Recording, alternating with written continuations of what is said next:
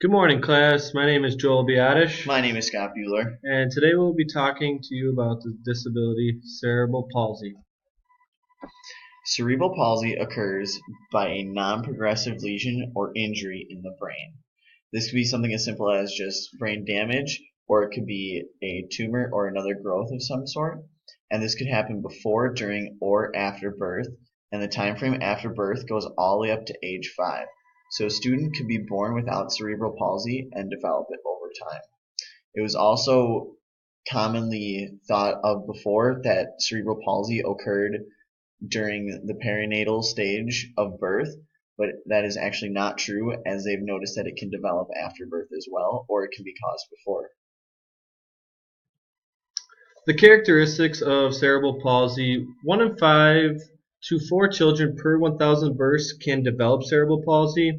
60% of children with cerebral palsy experience a secondary impairment such as a seizure. Now, many people think a person with cerebral palsy has a disease, but it is actually a condition where it is lifelong and impairs voluntary movement.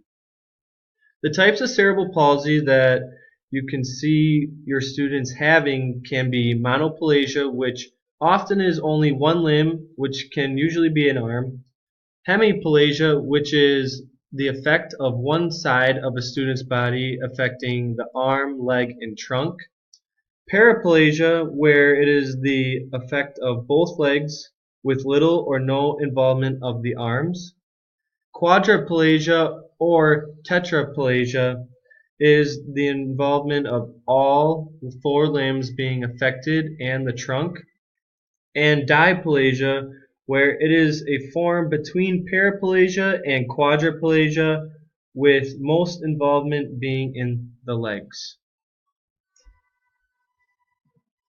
So the hard signs of cerebral palsy and/or observable signs of muscular dysfunction, more or less, is what you could call them. There's 3 main ones, and these are muscular spasticity, which is the most common, and this is damage to the cortical brain and/or the cerebrum, which would just be the gray matter that you would see on the outside of the brain. This restricts muscular movements, and basically what that means is you see muscles are tight all the time. They're always in a flexed position. This is especially common in those lower extremities. You'll see that scissor gait, and you'll see students with their calf muscles flexed very tight, and they lift their heel off the ground when they walk. Another type of hard sign would be athetosis, and that's the second most common. This affects the basal ganglia, which is further within the brain than what you would see on the cortical brain. And this is incoordinate movements of voluntary muscles. So the students can be attempting to walk, but they won't be able to control the spasms that their muscles make, per se. So while they're still trying to reach their goal, they won't be able to achieve it in a quick manner because they are having these spasms in their muscles to prevent that. This can also impair speech as well to go along with that. Ataxia is the third type of hard sign, and that is affecting the cerebellum. And the cerebellum is in charge of your balance. So standing is very difficult for students who have ataxia cerebral palsy, and they can be, and coordination can be impaired as well, and they have what's called an intention tremor, which is essentially just a wave or a constant motion of muscles when they are attempting to complete an activity of sorts. The secondary impairments that students with cerebral palsy may have consist of intellectual disabilities, hearing loss or vision loss, emotional disturbance, hyperactivity during activity or outside of activity, learning disabilities that can be caused by other affected parts of the brain, loss of perceptual disability, which is being able to make like for example, catching a ball, they might not be able to track the ball as fast as they can, so the ball might be able to hit them, or they might not be able to catch the ball. The inability to make psychological adjustments, which can lead to mood swings, or for example, if a student is hungry, they might not know how to change that feeling that they're feeling. A student that doesn't have this problem would just find food and eat it. But in this case, a student with cerebral palsy might not be able to figure out that adjustment. Fun fact for you. Another possible secondary impairment is called dysarthria, which is weakness in the oral motor structure. In other words, this could lead to impaired speech and communication problems, perhaps, between teacher and student. Safety considerations in PE for students with cerebral palsy. For one, equipment. Students with cerebral palsy should not be using heavy equipment. It's a huge high injury risk there. Definitely avoid things like that.